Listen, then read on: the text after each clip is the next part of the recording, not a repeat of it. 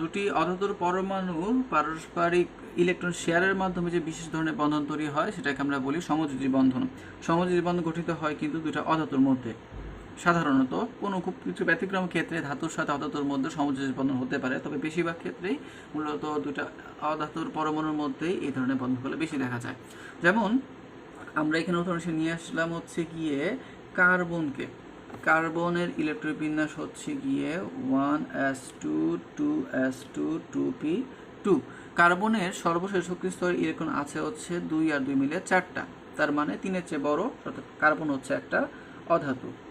আর আরেকটা পর্ব নিয়ে আসতে হবে, সেটা নিয়ে আসলাম এখানে হাইড্রোজেনকে। ইলেকট্রন বিন্যাস হচ্ছে 1, তাহলে এটার ইলেকট্রন 1s1। এটা লাস্টের শক্তি স্তরে আছে হচ্ছে একটা ইলেকট্রন। তবে যদিও এখানে ইলেকট্রন সংখ্যা একটা, এটা একটা ব্যতিক্রমী নিয়ম যে লাস্টের শক্তি স্তরে এখানে একটা ইলেকট্রন থাকা সত্ত্বেও হাইড্রোজেন হচ্ছে একটা অধাতু, কেননা রাসায়নিক বিক্রিয়ার সময় অধাতুগুলো আসলে ইলেকট্রনকে সবসময় ত্যাগ করে দেয়। তো এই ধর্মটা আসলে হাইড্রোজেন প্রদর্শন করে বলি হাইড্রোজেন একটু ব্যতিক্রম।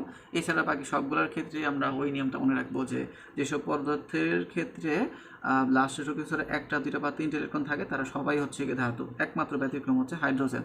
তো এখন যাই হোক, এরা দুজনে হচ্ছে অধাতু, অর্থাৎ রাসায়নিক বিক্রিয়াতে এরা অষ্টক বজায় রাখার জন্য সবাই হচ্ছে ইলেকট্রনকে গ্রহণ করে। হ্যাঁ, তো এখন কার্বনের অষ্টক পূর্ণ করার জন্য দরকার আরও 4টা ইলেকট্রন। এই 4টা ইলেকট্রন পেলে কার্বনের অষ্টক পূর্ণ হয়। অপরদিকে হাইড্রোজেন যেহেতু প্রথম শক্তি স্তরে আছে, প্রথম শক্তি স্তরে ধারণ ক্ষমতা হচ্ছে গিয়ে 2, তো 2টা ইলেকট্রন পাওয়ার জন্য প্রত্যেকটা হাইড্রোজেনের দরকার হচ্ছে গিয়ে আরও একটা করে ইলেকট্রন। তো এই যে দুইজনই ইলেকট্রনের ঘাটতিতে আছে, তখন তারা কি করে, তারা পরস্পরের সাথে ইলেকট্রনকে শেয়ার করে ফেলে। তো আমরা এখানে কার্বন পরমাণুটাকে মাঝখানে লিখি। এর প্রথম শক্তি স্তরে আছে হচ্ছে গিয়ে 2টা ইলেকট্রন, আর তারপর শক্তি স্তরে আছে হচ্ছে গিয়ে 4টা ইলেকট্রন। এই হচ্ছে আমাদের কার্বন পরমাণু। তাহলে কার্বন এখানে একটা ইলেকট্রন, এখানে আরেকটা ইলেকট্রন, এখানে একটা ইলেকট্রন, এখানে আরেকটা ইলেকট্রন। আমরা এখানে মনে রাখবো যেই পরমাণুর যতগুলো ইলেকট্রনের চাহিদা, সেই পরমাণু ঠিক ততগুলো ইলেকট্রনকে শেয়ার করবে, এর বেশি সংখ্যক ইলেকট্রনকে শেয়ার করতে পারবে না। যেমন হাইড্রোজেন চাহিদা হচ্ছে একটা ইলেকট্রন, তার মানে হাইড্রোজেন একটা ইলেকট্রনকে শেয়ার করতে পারবে সর্বোচ্চ। আর অপরদিকে কার্বনের চাহিদা হচ্ছে 4টা, তার মানে কার্বন 4টা ইলেকট্রনকে শেয়ার করতে পারবে। তো এই কার্বনের এই ইলেকট্রনটার সাথে শেয়ার করবে একটা হাইড্রোজেন। আমরা ক্রস দিয়ে হাইড্রোজেনের ইলেকট্রনকে বোঝাচ্ছি, যদিও ইলেকট্রন আসলে সকল পরমাণুর জন্য একই রকম। তো এই ক্রসটা হচ্ছে হাইড্রোজেনের ইলেকট্রন, বোঝানোর সুবিধার জন্য ধরলাম। এইখানে এসে একটা হাইড্রোজেন কি করলো, একটা কার্বনের সাথে ইলেকট্রনকে শেয়ার করলো, অর্থাৎ এই এক জোড়া ইলেকট্রন একই সাথে হাইড্রোজেন আবার কার্বন দুজনেরই। এই হাইড্রোজেন কিন্তু তার 2টা ইলেকট্রনের চাহিদা পূর্ণ হয়ে গেল, কিন্তু কার্বনের এখনও চাহিদা পূর্ণ হয় না। কার্বন একটা ইলেকট্রনকে ভাগ দিয়ে আর একটা ইলেকট্রন ভাগ পেয়ে গেল, তার 4টা ইলেকট্রন টোটাল দরকার। তাহলে একটা দেওয়ার কারণে একটা পেল, তো 4টা পূর্ণ করার জন্য তার 4 দিকে তাহলে তাকে 4টা ইলেকট্রন শেয়ার করতে হবে 4টা হাইড্রোজেনের সাথে। তো এইভাবে মূলত যখন 4 দিকে 4টা ইলেকট্রন শেয়ার করে ফেলে কার্বন, তখন কার্বনের 4 দিকেই তার হাতগুলো পূর্ণ হয়ে যায়। এবং তার আমরা যদি খেয়াল করি আমরা দেখব যে এখানে 2 2 2 এবং 2 মোট 8টা ইলেকট্রন চলে আসে কার্বনের শেষের শক্তি স্তরে।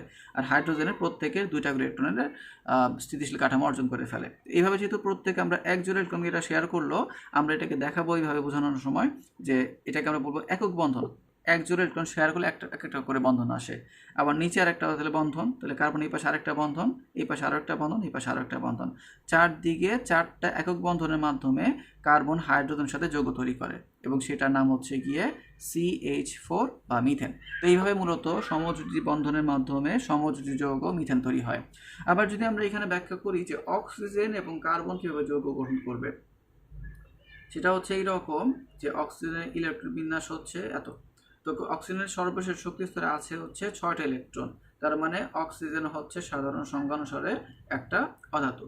এখন অক্সিজেনের অষ্টক পূর্ণ করার জন্য দরকার হচ্ছে গিয়ে আরও 2টা ইলেকট্রন, আর কার্বনের অষ্টক পূর্ণ করার জন্য প্রয়োজন হচ্ছে গিয়ে 4টা ইলেকট্রন। তাহলে একটা কার্বন এবং একটা অক্সিজেন কীভাবে তাদের মধ্যে অষ্টক পূর্ণ করবে বা চাহিদা পূর্ণ করবে। তাহলে আমরা আবারও আগের মতন প্রথমে কার্বন পরমাণুটাকে আঁকি। এই হচ্ছে গিয়ে কার্বন, প্রথম শক্তি 2টা ইলেকট্রন, আর সর্বশেষ শক্তি স্তরে আছে হচ্ছে কার্বনের 4টা ইলেকট্রন।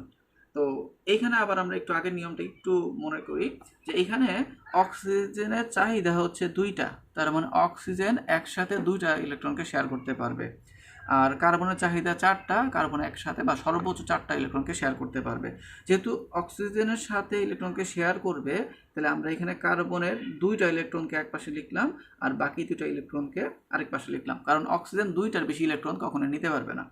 তো এই 2টা ইলেকট্রনের সাথে অক্সিজেন তার নিজের ইলেকট্রনগুলো তাহলে এখন শেয়ার করতে পারবে। 2টা কার্বনের ইলেকট্রনের সাথে অক্সিজেন নিজের ইলেকট্রনকে শেয়ার করার কারণে তার অবস্থা এইরকম। অক্সিজেনের যে ক্রসগুলো হচ্ছে 2টা অক্সিজেনের ইলেকট্রন, অক্সিজেন ইলেকট্রন 6টা, 2টা আমি আঁকলাম, তাহলে বাকি 2টাকে বা 4টাকে আমরা এই পাশে এঁকে দিলাম। তাহলে এই হচ্ছে আমাদের অক্সিজেনের পরমাণুটা। তো এই অক্সিজেনের পরমাণু অষ্টপূর্ণ হয়ে গেল, কারণ তার আগে ছিল হচ্ছে 4টা ইলেকট্রন, আর এই পাশে 2টা ইলেকট্রনকে কার্বনের সাথে শেয়ার করে 2টা আরও ভাগ পেল। তারা এখানে 4টা এবং এখানে 4টা, মোট তারা অষ্টপূর্ণ হয়ে গেল। কিন্তু কার্বনে কিন্তু এখন অষ্টপূর্ণ হয় নাই। কার্বন এখানে 4টা হয়ে গেল, এই পাশে 2টা রয়ে গেছে, তাহলে এইখানে তার আরও 2টা ইলেকট্রন দরকার। কাজে এইখানে সে আরেকটা অক্সিজেনের সাথে আরও এক জোড়া ইলেকট্রনকে শেয়ার করবে। আর অক্সিজেনের বাকি ইলেকট্রনগুলো আমরা এইদিকে এঁকে দিলাম, এই হচ্ছে অক্সিজেনের আরেকটা পরমাণু। তাহলে এইভাবে তৈরি হলো হচ্ছে গিয়ে কার্বন এবং অক্সিজেনের মধ্যকার বন্ধন। আর যেহেতু এইখানে কার্বন এই পাশে শেয়ার করলো 2 জোড়া ইলেকট্রন, তার মানে আমরা এটাকে বোঝাবো দ্বিবন্ধনের মাধ্যমে। কার্বনের এক পাশে দ্বিবন্ধনের মাধ্যমে যুক্ত হলো একটা অক্সিজেনের সাথে, আবার এই পাশে কিন্তু শেয়ার করছে 2 জোড়া ইলেকট্রন বা 4টা ইলেকট্রন, তার মানে এখানে হচ্ছে একটা দ্বিবন্ধন হবে। তাহলে এখানে একটা দ্বিবন্ধন তৈরি করলো অক্সিজেনের সাথে। তো এইভাবেই তৈরি হলো হচ্ছে গিয়ে CO2 বা কার্বন ডাইঅক্সাইড গ্যাস, যেটা একটা সমযোজী যৌগ এবং সেটা কার্বনের সাথে অক্সিজেনের সমযোজী বন্ধনের মাধ্যমে সৃষ্টি হলো।